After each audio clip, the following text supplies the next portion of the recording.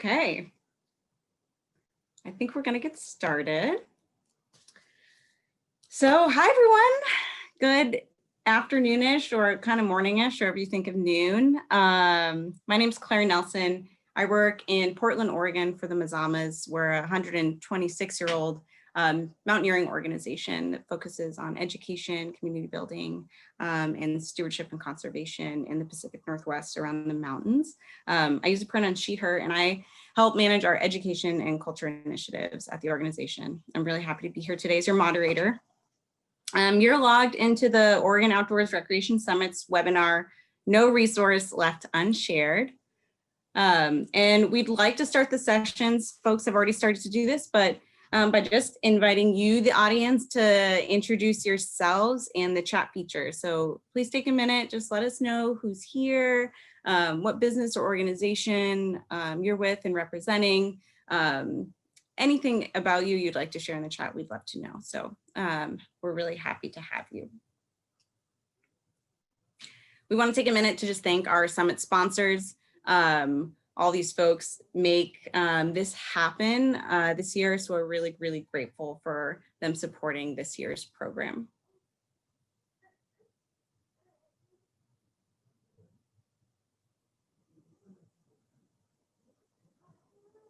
All right. I'm going to kick us off with just a few housekeeping notes, get us all grounded in how this session will flow and how to use technology. Also, side note, you might hear some like toddler noises in the background, but that's life during COVID.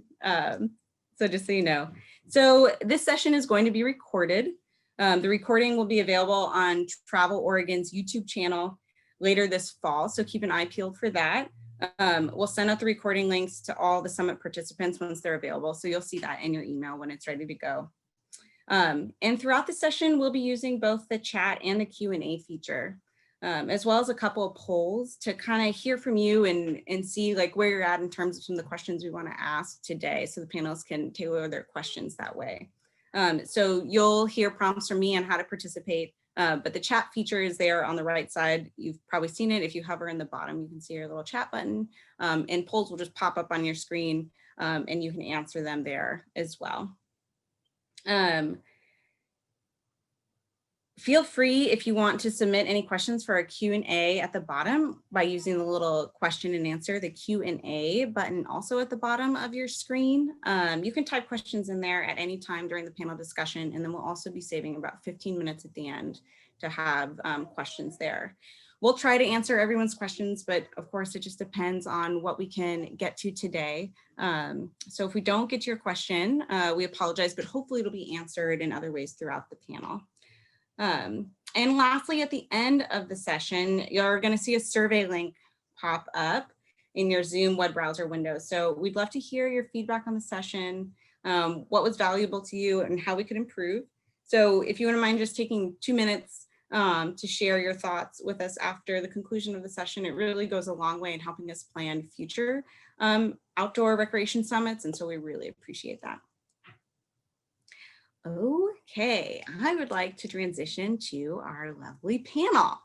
So without further ado, I would like our panelists to introduce themselves, say who they're introducing or who they're representing today, and then we'll move on into our questions. So Jessica, do you want to kick us off?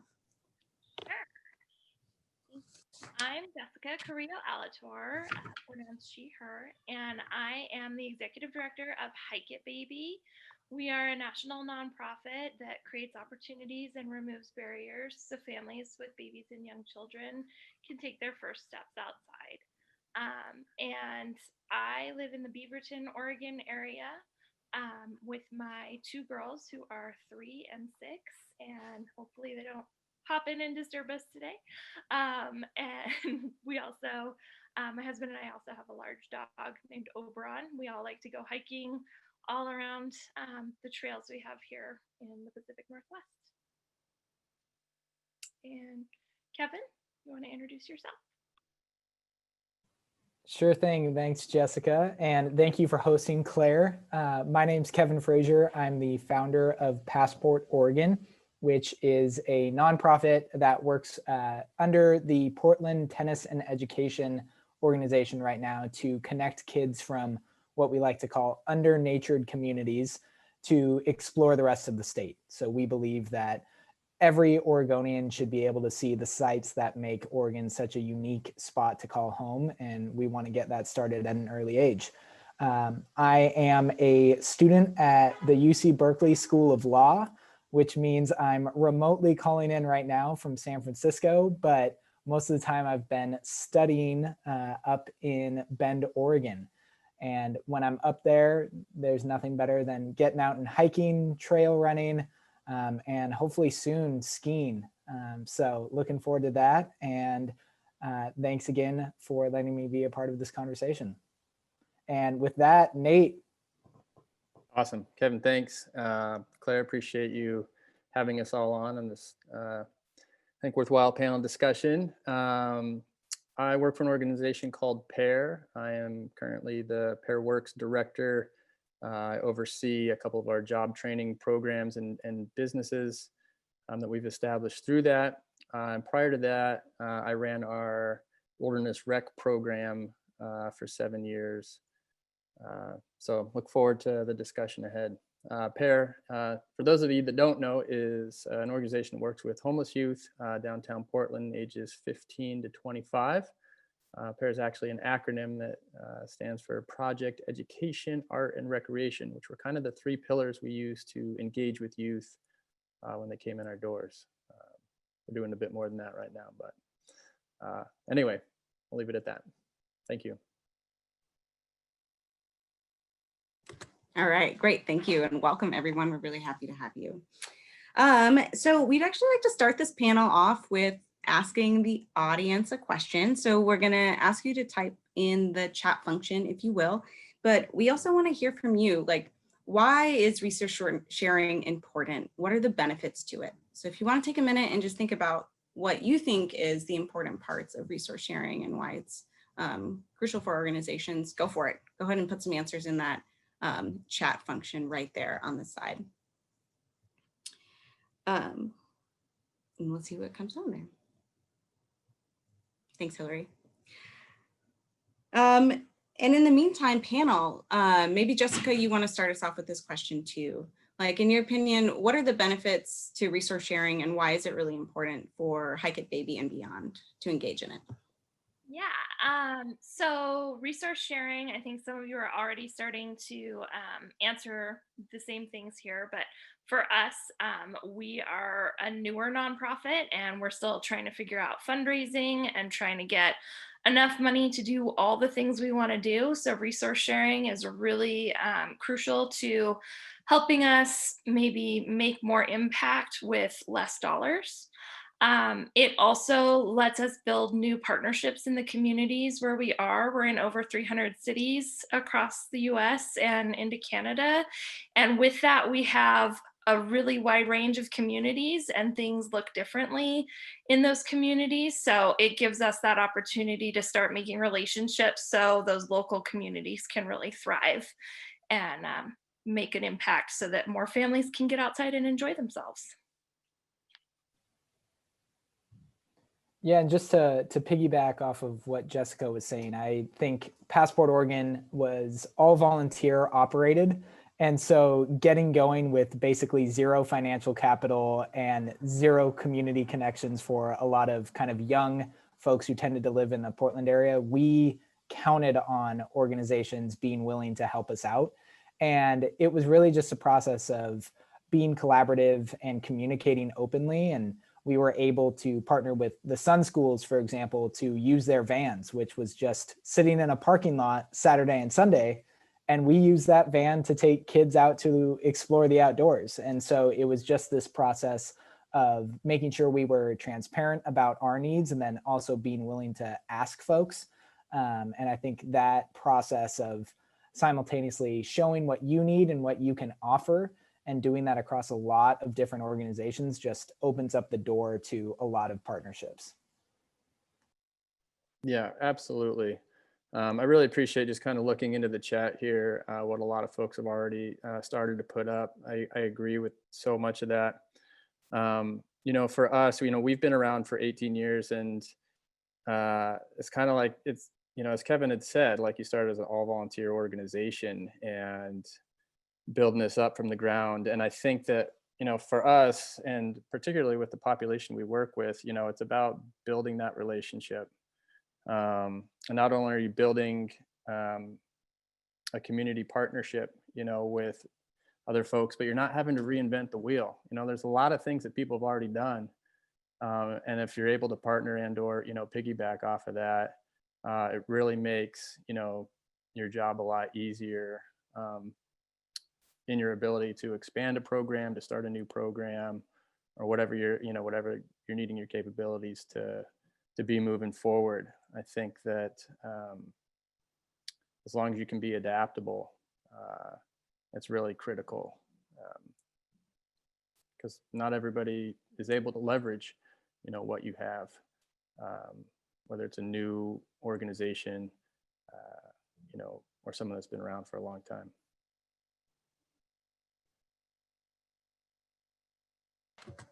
Great. Thanks, everybody. So we're actually going to do another audience engagement piece. We're going to launch a quick poll. We want to pivot a little bit the question around what are the benefits and the reasons for resource sharing, and just think a little bit about risk management around this and liabilities and barriers. So if you want to take a minute, we're going to just have folks answer the poll. So you should see that popping up for you. So go for it.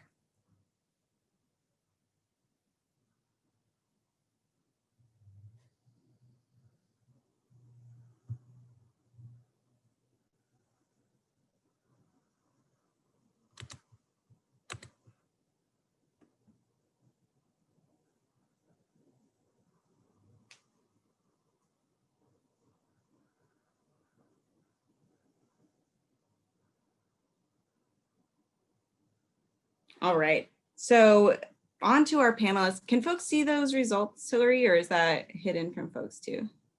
I don't see them. Okay, not yet. All right, those will be up soon. So you see that answer soon. But in the meantime, so like panelists, yeah, what are some of the barriers that you've come across when trying to engage in resource sharing? I'll start, I guess. Oh, okay, there it is. Yeah, I think for us, originally, I think the legal concerns were really what kind of popped up for me. And this was just me being new to the nonprofit world 9 years ago, not having a really good understanding around how just even a couple of conversations can actually like change the legality of like who's responsible for what, and or, maybe we can like take a particular policy and stretch it to being in an umbrella policy, so that it create more coverage. So that quickly became then to like the logistics piece, which I see, a bulk of folk, saying like, yeah, logistically, either whether it's identifying the opportunities or the actual access sharing, how do you do that? And I think we have a document that we're going to share at some point, just around like making connections, and then beyond that, like, what are the things that we can actually share? I think each organization needs to understand like, what is it that we have? I mean, so much of us have so many different things, right? And, for us, it's like, well, we have a building that's not currently being used. Like, is that a possibility? Do we have a van that we can, give to another organization that's in need over the weekend? So for me, it was really kind of moving in just to that logistical piece of things, and really just trying to problem solve with other folks around the best way to move that forward. Yeah, and if I can just piggyback on what Nate was saying in terms of just how important it is to kind of show signs of good faith and how far that can go in terms of indicating that you're willing as the kind of recipient of that sharing to be really diligent about what you're doing, and how even something like a memorandum of understanding and MOU for folks who don't have to go to law school, in MOU can go a long ways in just making another organization feel comfortable that, you're taking this sharing and this partnership seriously. So in the context of Passport Oregon, we drafted just a little MOU to use the Sun School's van, saying, we're going to return it with this amount of gas and we're going to clean it, and these specifications and just that show of good faith really went a long way for Sun School, because there's nothing worse than sharing something and then getting it back worse than you gave it, right? That's a second grade lesson you've got to learn. And as a nonprofit, I think it's really important to model that. And MOUs can also help with that logistics in terms of making it really explicit from the get-go.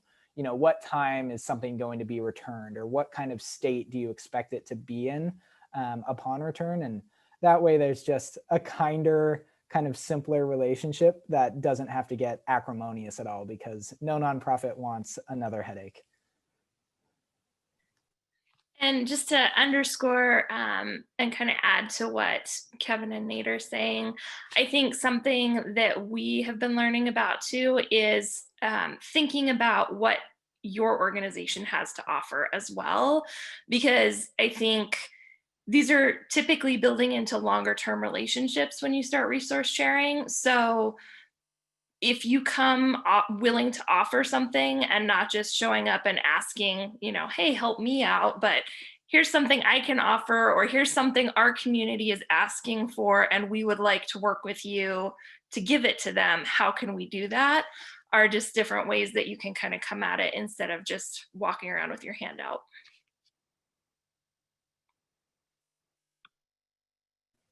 And if it's all right, Claire, just to jump in on that point Jessica was making, I think it's so important too to come at this with an immense sense of humility, and not saying, oh, I know you have a spare van, give it to me, right? But how can we make this a partnership and think outside the box in terms of what resources are available? So I know something that Passport Oregon would always think about is we would try to share our best practices for reaching parents who maybe speak a different language or have a really difficult work schedule. And so by being diligent about outlining our best practices and sharing those, we were kind of able to create another value add for Sun Schools, for example, in that context. And so really applying that kind of broad thinking can go a long ways with this resource sharing. Great, thank you. And I'm also curious about 7% of the audience said other. So if you want to just elaborate on if you did click other in the poll, what you were thinking about when you clicked other, I think that'd be really interesting for the panelists and the rest of the audience to also look at as well. Kevin, you mentioned MOUs, but I also want to take a second to talk about liabilities and risk management around resource sharing too. Like, what are some things that organizations just want to keep in mind to protect all the parties involved and make sure that everyone is taken care of, like you were saying, as you move forward towards resource sharing? Yeah, I think for Passport Oregon, it was really important to be upfront about our drivers, for example, being insured, and all of our volunteers having background checks. And so when Sun Schools asked for that, we didn't see it as an affront of, oh, is your organization up to par, or how do we know we can trust you? I think coming at these sharing opportunities with we're both just trying to be as friendly and open with our resources as possible, while also paying attention to liability. And so by kind of understanding that these are just necessities to be upfront about who has a background check and what kind of insurance you have, I think goes a long ways in just anticipating that. I think just to add to that, something that's been really helpful for us at Hikit Baby is we have a general liability policy, and we spent a lot of time talking with our insurance broker before we selected a policy to make sure that all the different kinds of contingencies that we find our groups looking for support in are covered. And we were actually surprised at the end of it that it was a fairly reasonable cost. It's just a few $1,000s a year, which for some organizations is a lot, but also when you think about it's covering thousands of volunteers and volunteer hours for us, it's not a high cost. And with that, we are able to, if a group wants to go and work with their local parks system and maybe join an event or host an event at that system, our general liability insurance helps cover, and we can show that to the parks. But having that good understanding makes it so that we can walk into those relationships and say, like, hey, we're not just coming and expected to be under your bubble. We have our own. This is how we work. This is what you can expect from us. And that's helpful too.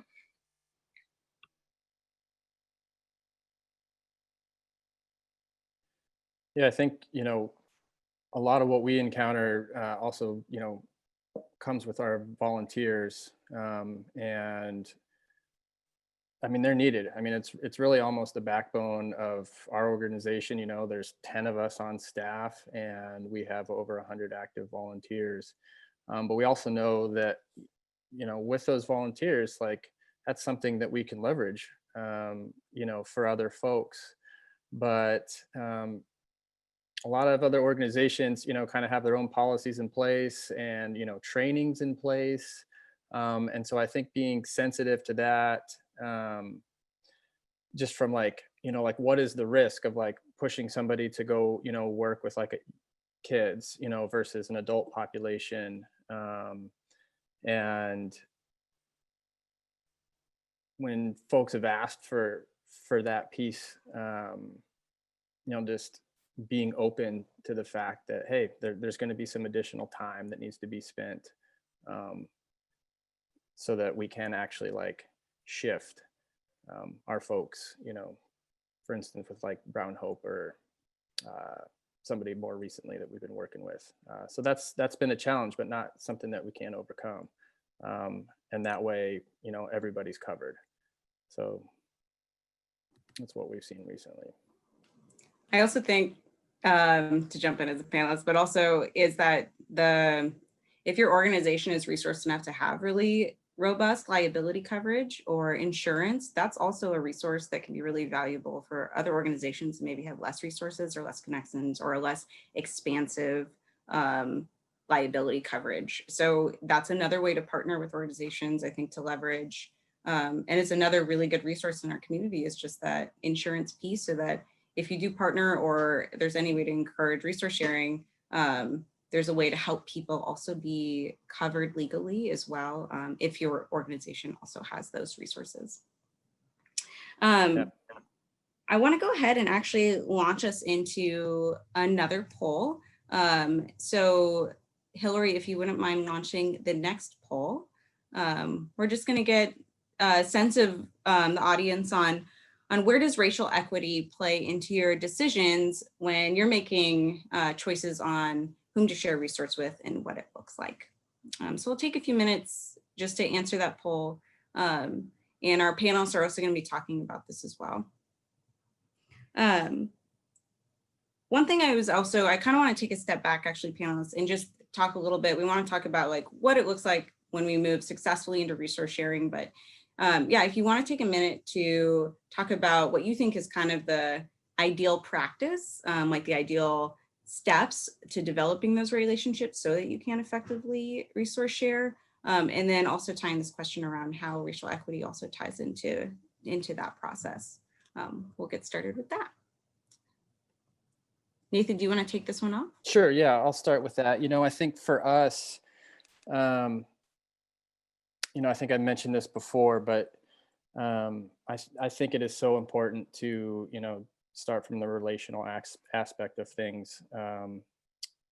And it is the way that I think most resources can get shared in a way that like brings success to both organizations. Because not only are you sharing a resource, but you're building your community.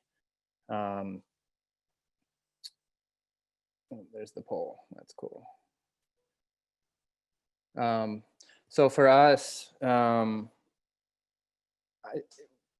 our approach, particularly, during these kind of past 7 months of craziness, has been, how can we best leverage what we see as, our resources that we can use in the community. And, we haven't been able to open our space, but it doesn't mean we haven't been able to have people in this space. We just haven't been able to have 70 plus homeless youth in our space, you know, during this COVID time period. And so really reaching out to see like who can use our space. We have a commercial kitchen which can be used, and that's where we've really started things off. Black Resilience Fund reached out to us and was like, hey, we don't have a place to cook. We've been using a garage to meet and put meals together, and it's just not tenable for us. Like, what can we do?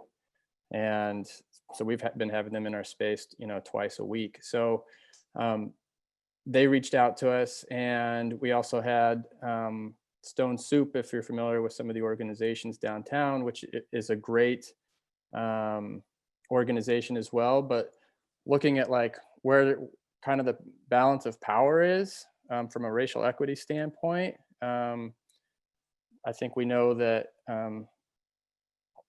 being in a predominantly like white city and white state, like we're the ones that are in that position, and that balance needs to change.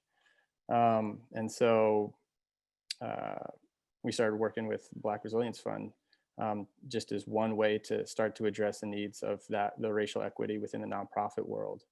So it's I think there's need all across the board, but like, how are you going to best utilize what you've got so that we can really try to raise the bar from an equitable standpoint a bit more. And it's just on the forefront. It's part of us trying to establish ourselves as an anti-racist, you know, organization. And we really utilize that lens when making those decisions. I'm not sure who would like to go next. Jessica? Yeah, I think what we try to do with Hikit Baby and trying to think about resource sharing is often, if it's something that's happening like as a national initiative, so a bigger like organization-wide project, we talk about it as a staff and brainstorm ideas. And one of the pieces of that is asking, you know, who can we partner with, who would also be excited by this project, and who can we get on board to help with it, and how. Sometimes we have paid partnerships that we're working on, and it's easier to tap those relationships and say like, hey, you're already sponsoring this. As a part of that, can you print something? Can you do something specific? And a lot of times those partners are willing, but sometimes we're just trying to get something new out. And we know, for example, a lot of our branch ambassadors would like printed materials to be able to post around their community.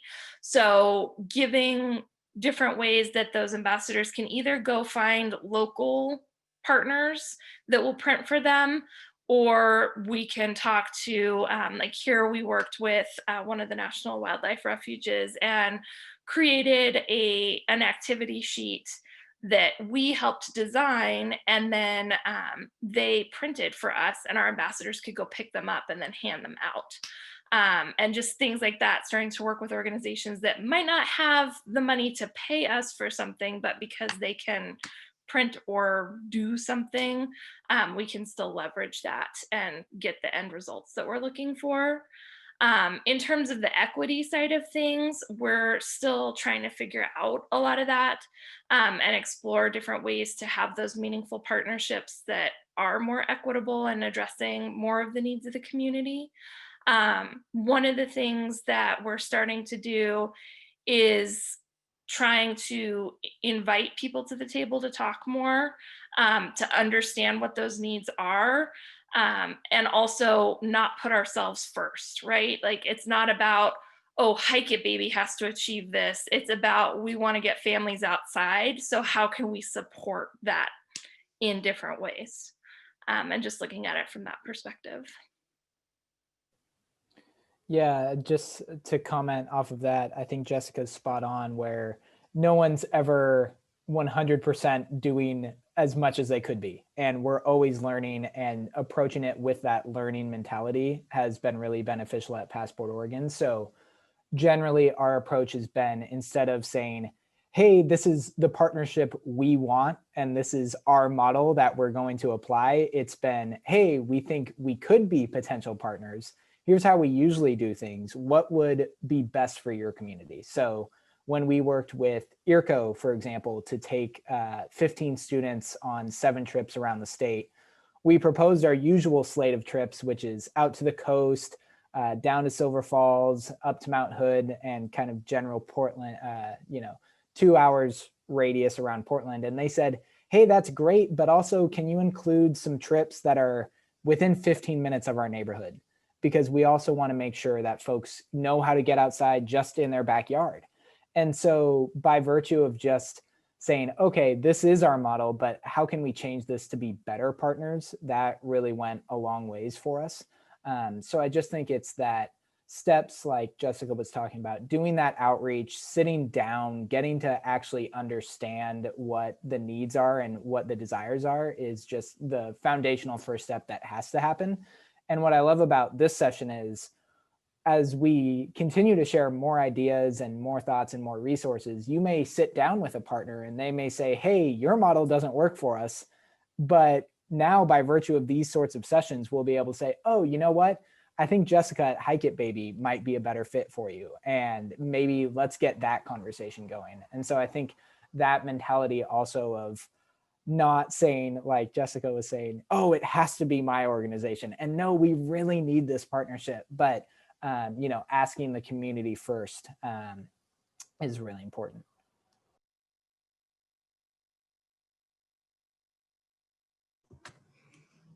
So yeah, I wonder if you could both of you or all of you have touched upon some of the partnerships that you've engaged in around resource sharing, but I wonder if you could really walk the audience through the kind of like step-by-step way that unfolded. Like, what exactly were the needs that you were trying to share? What did the conversations look like? What steps did you have to take in order for that to be successful? And what were your main lessons learned from that one experience? I think for us, when the Black Resilience Fund first reached out to us, one of the things that was interesting, particularly as a predominantly all-white organization, while we are not entirely, was like, hey, you know what? Like, we're happy to help out. What specifically is it that you need? And once we established that, and that there was something that we could help out with, is like, we're happy to be hands off. We don't need recognition. We don't need any of this. And one of the things that we learned was like, Pear has really great brand recognition, if you will. And Cameron was like, hey, actually, I want you to leverage your name. Like, you can actually really help us insofar as funding goes, if we can drop your name into what it is that we're doing. And so it was just an interesting kind of like piece of information around us thinking like,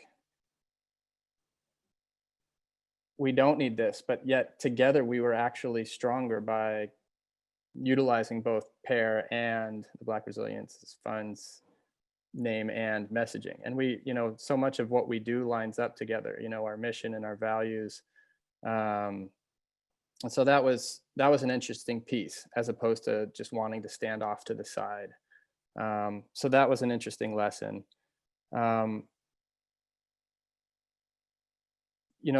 We've got, Pear's just an interesting beast in that we've got our hands in so many pies quite often. We've also worked with the Sun schools, and we've been able to provide free bicycles for some of the young children out here in East County.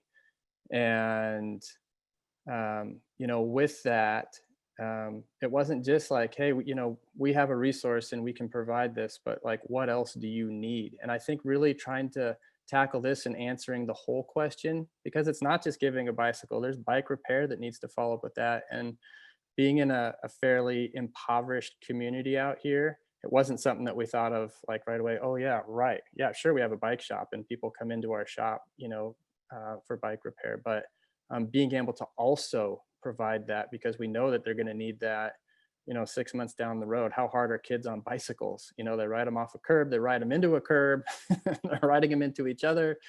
So I think really taking the time to slow down and figure out like how you can answer all of the questions, and not just addressing like that single one, was a really important thing for us to realize. Because often we're just going too fast, I think, sometimes to think it all the way through.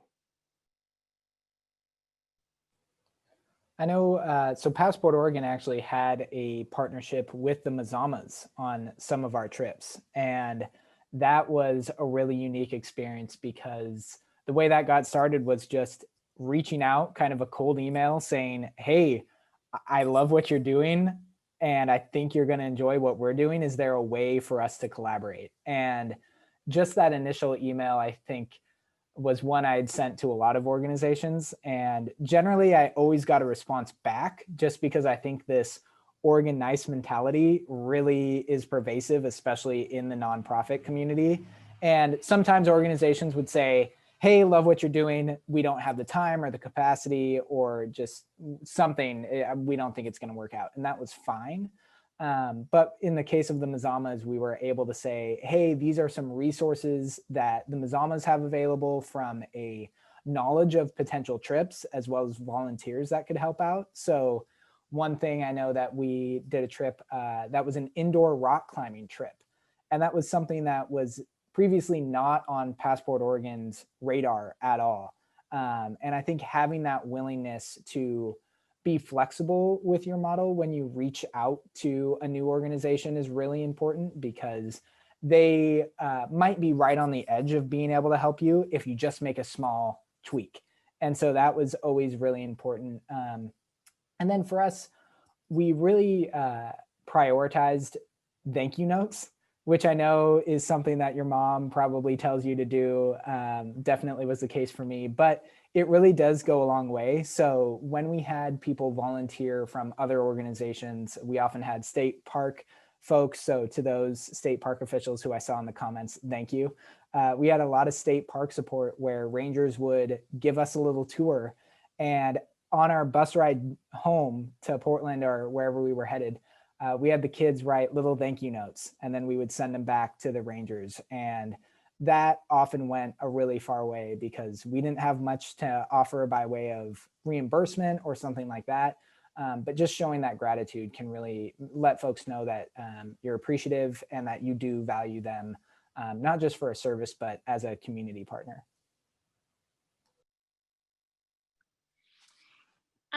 Yeah, I think one of the partnerships that I mentioned earlier that has been beneficial locally was working with the Tualatin River National Wildlife Refuge, and we started having conversation with them because they invited us to come participate in some of their events and host hikes for the community. And we started talking more and recognizing that they wanted to be inviting families more, and we wanted to be getting some materials out there to encourage families. And this is where we landed on the idea of the activity sheet. We came together, we wrote that memorandum of understanding together to kind of outline what was expected and who was doing what.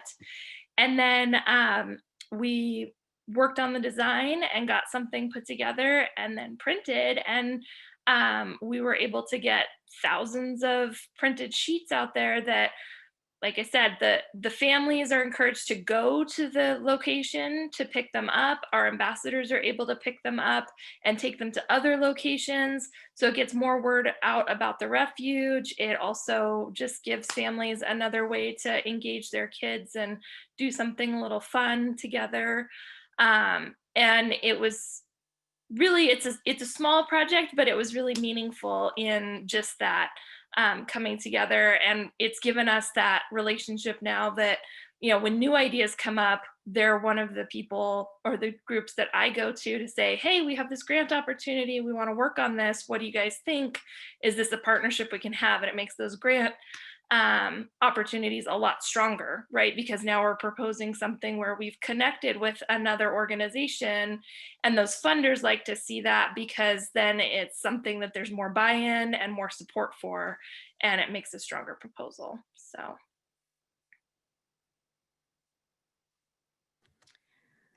Before we move into kind of our last question before the Q&A, that's a quick one for our panelists. I want to ask a question. Sorry, panel, we didn't talk about this beforehand, but it came up around how COVID-19 has impacted how you look at resource sharing and what opportunities or challenges have arisen from that. I know for the Mazamas, it's been challenging because one of our resources is our space, and we're not able to use that as we usually do, but we've invested so much more in these digital platforms. So we have now a platform that we can use as a resource to share with folks. So yeah, I'm wondering if you've had any lesson learned or cool opportunities around that. Yeah, I think for us, I've already mentioned, that COVID's kind of changed our space. And we were able to get a few people into the space, where we're still practicing social distancing and all that kind of stuff. But one of the cool things that's come out of it is just the relationships that we've already established with restaurants. So pre-COVID, we were open 4 days a week for homeless youth to enter our space, and we always provided breakfast and lunch. And twice a week we had restaurants providing all that food. New Seasons also being one of them, so I'll give a shout out to them. And so we've been able to still get a lot of that food, even though we're not providing as much food as we have been to youth in the past, to now provide some of that food and pass it along to other organizations that are needing to provide food for the community or for their communities. So that's been a super cool thing. And just, seeing the folks that stand up and be able to keep moving it out. So it's been great.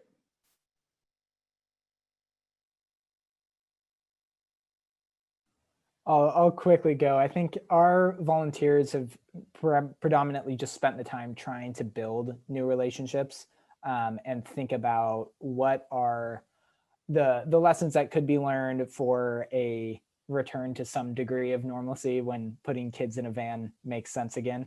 And so by virtue of kind of spending this downtime, explaining our mission, identifying what other folks are up to, and seeing what kind of connections can be made down the road. That's kind of been the main way. And I've enjoyed actually getting to talk with some folks across the country about what we're up to and telling them about how this model could be emulated elsewhere. So that's been really fun as well. But yeah, here's to hoping a vaccine is around the corner. Yeah, for us, it's really been about doing more of the virtual programming and trying to figure out ways to support that and encourage people to do things as individual families instead of going out in group events. And with that, we've had some partnerships that will support like a virtual hike or, help promote those things on their platforms, or they'll support by giving some sort of encouragement, like a prize or giveaway that we can utilize to get people more excited about trying something like that. We've also really been able to use it to leverage our community to remind them that it's a good time to be thinking about others and give back. So we've been able to do some diaper drive events and things like that to help support other families in need right now. All right, thank you. Oh, go ahead. I was just going to say one last thing that I'll add, that has changed for us. While we don't have a whole lot more time necessarily on our hands, we do have more time to push in different directions, right?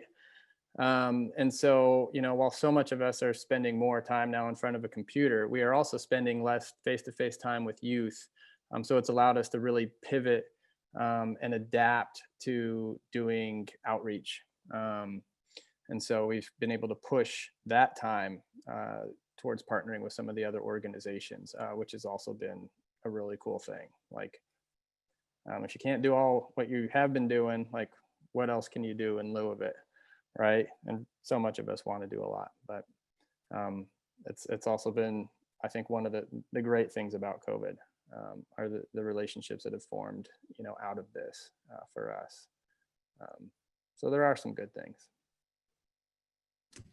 Yeah, if anything, I think it's a reminder that we're a network and a community of people that support all of each other and all of our missions, and that they're integrally tied together. So one of the great things about resource sharing is that the success of another nonprofit just bolsters the success of your organization, and that, capitalizes on each other. And that's a really beautiful thing. So quick question, and then we're going to pose this question to the audience too. But so panelists, what kinds of resources do you most often share? You mentioned a bunch, but just like, what are the things or the areas where you are most often sharing things? And Kevin, if you want to start us off there.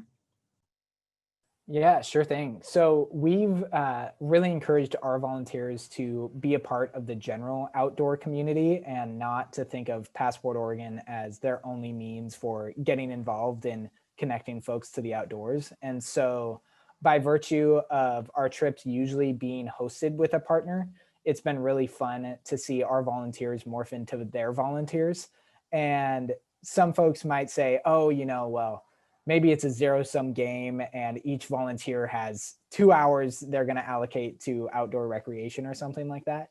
But we found that when a volunteer goes and spends time with another organization, they'll come back with new ideas about how we can engage our kids, new locations we should explore, and potential new volunteers for us who they go tell their volunteers about our mission and they say, oh, great, well, let's go hop on their van and see what's happening. And so I think volunteer sharing has been really fun because there are so many in this outdoor community that, like Nate was saying, we all want to give so much, and folks are definitely going to test that limit, which is a great thing, not from an exhaustion standpoint, but from a giving standpoint is fantastic. And so it's really fun to see that kind of market and excitement of volunteers happen, because I do think it's a cumulative volunteer market and not a zero-sum game. And I guess I'll kick it to Jessica. Great. Yeah, I really echo the volunteer aspect of things. I think that's one of the things that Hikit Baby has to offer in spades. We also have quite a bit of social media following and engagement that we're able to utilize in different ways. So sometimes just sharing information and spreading the word, which can be overlooked. So it's important to kind of think about that too. In terms of the volunteer aspect though, I think like one thing that I would love more people to think about is that families can be engaged as volunteers. You just have to think a little creatively about what that might look like. But so many of our families enjoy getting out and helping with trail cleanup, and toddlers are right alongside parents helping do things, and they just love to be involved. So don't count them out. Yeah, well said. For us, I think similar to Jessica, like our social media platforms, we've really leveraged that to kind of promote not just partnerships, but other organizations in general. For me personally, I've spent a lot of time on the funding side of things and helping people think about like other funding sources, and even helping out with some of the grant writing, with some of the collaboratives, groups that I've been working with out here in East County. So that's been where a lot of my time most recently has been spent. I think with PAIR, for us, it's really just been a lot of our time, as I just mentioned, and in those partnerships, and then also like just, getting boots on the ground. So that's where we're at. Thanks. All right, so for our audience, we have created just a really simple spreadsheet that we're inviting people to use and share. It's just a really simple like name and contact, organization, and then if you have resources in spades that you want to share and leverage, and if you have resources that you need. So like we talked about before, you know, a lot of successful resource sharing really comes from like a deeper and like intentional relationship building process. But if it's helpful for you just to get started to see what's out there, or if you have a need you just want to throw out to the community, like Kevin was saying, we just want to invite you to use that document. And since we can't be all together in person and do some of that networking together in a room, we hope that that's a useful tool for you all as well. We're going to go into our Q&A session. So I just want to remind people to put questions in the Q&A if you have them. But panel, one of the kind of themes of the questions that came up is actually around best practices, around some of the kind of legal processes. So there's a good question around MOUs and what happens if one of the parties does accidentally or anything happens to those resources that you're sharing. What's the process around remitigating that? And if anyone else wants to talk about best practice around sharing information and funding opportunities, Nate and Jessica, it sounds like you have some experience with that. So Kevin, if you want to talk a little bit more about the MOU process and what were some of the stipulations around damage of property? Like yeah, no, unfortunately, well, fortunately, we never crashed the van that we borrowed from Sun Schools, but it was definitely something we paid attention to. So an MOU is not a legally binding document. It's not a contract. So if you are working with a partner that is trying to get something very, very formalized, an MOU wouldn't be the way to go, but I still think an MOU carries a lot of weight in terms of trust. And when you are working with other nonprofits, it's likely that, at least in the case of Passport Oregon, when we agreed to our MOU, we did so in good faith. And so part of that was being very explicit that the state of the van was to be maintained when we returned it. And so by virtue of kind of leaving it vague, but then having a relationship with the Sun School coordinator we worked with, being a little bit more clear about, hey, you know, we understand that you're being very kind and letting us use this van. We know that if something happens, it's on us. And then the MOU is just a way to kind of make sure that they felt comfortable with that as well. And so I think in general, a best practice for the MOU is really just solidifying what you've already talked about in person. I wouldn't try to add anything to an MOU that you haven't discussed with your partner, because that's when it'll get iffy.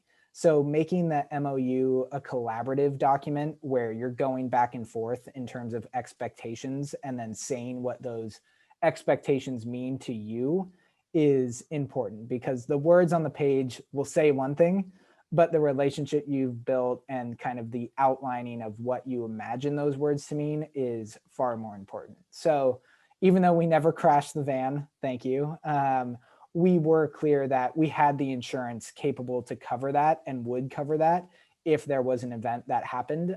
And so we were able to, in the MOU, just say, during the course of Passport Oregon operating this van, it's their insurance that will apply to the operation of that van. So just little steps like that. I'd say don't try to legalese the heck out of it. You don't need to pretend you're a lawyer. You can just write a plain Word document about what you hope to do and why it's important to you and leave it at that. Because I think the kind of more easily you can explain why you're trying to write down something, the better it's going to work for both parties.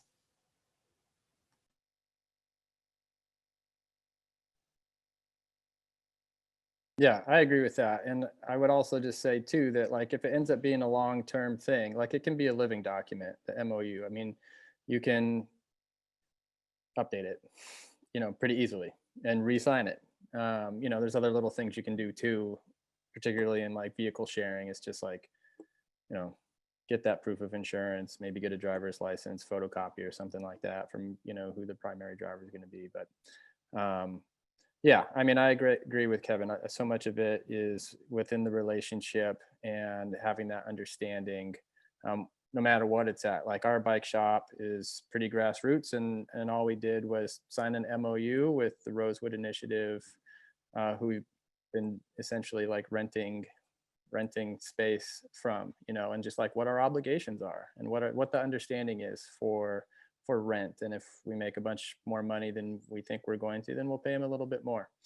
So it's a pretty easy document, and I think they work really well, particularly like when it comes to, you know, basic understandings around like sharing, you know, property or, you know, what have you. So definitely encourage those.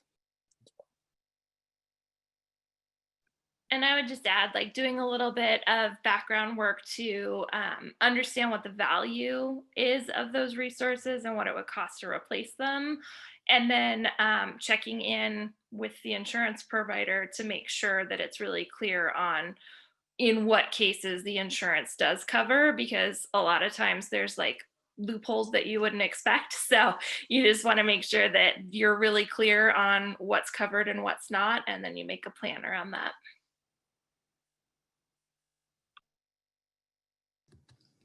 Just have a couple more minutes. So I want to end with this question.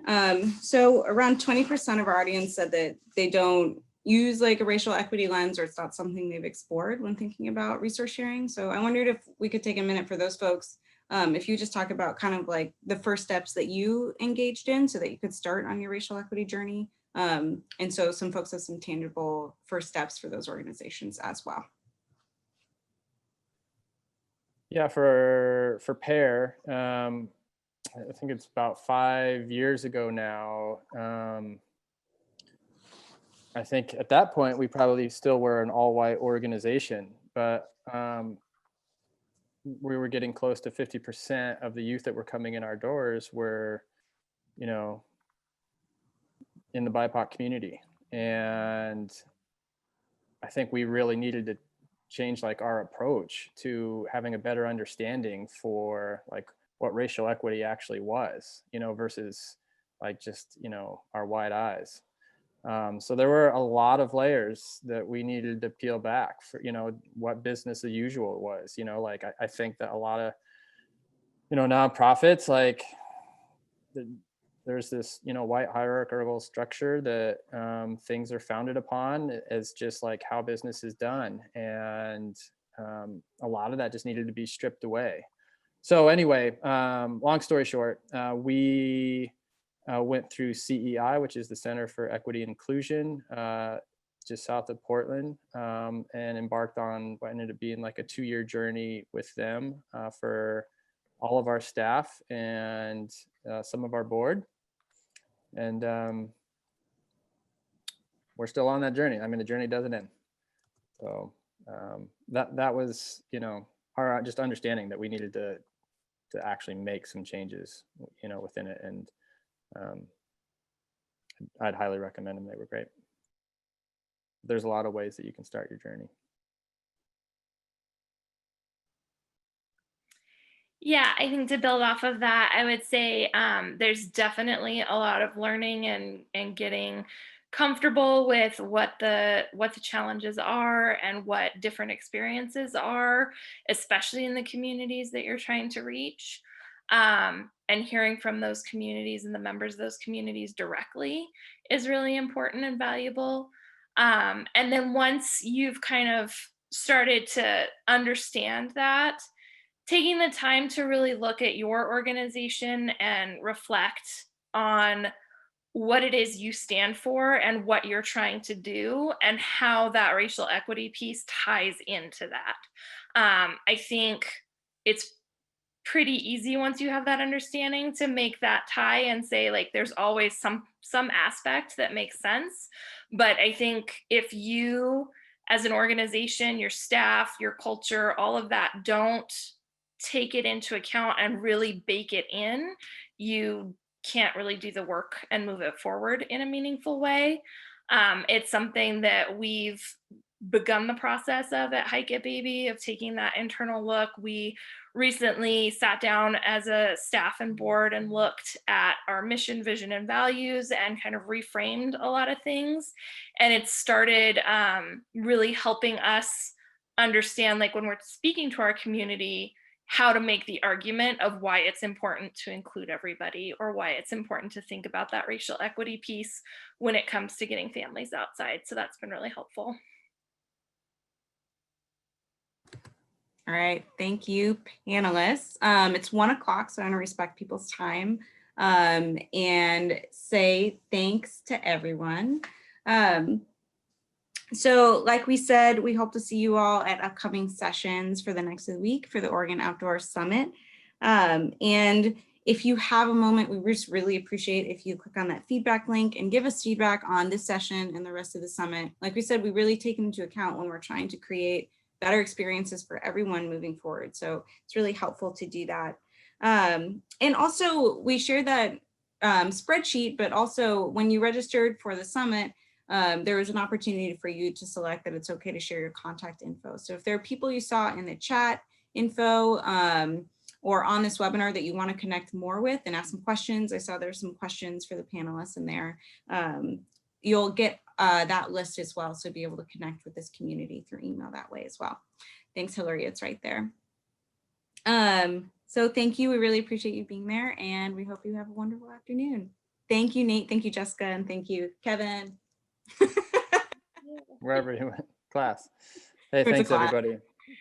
Appreciate it. Great.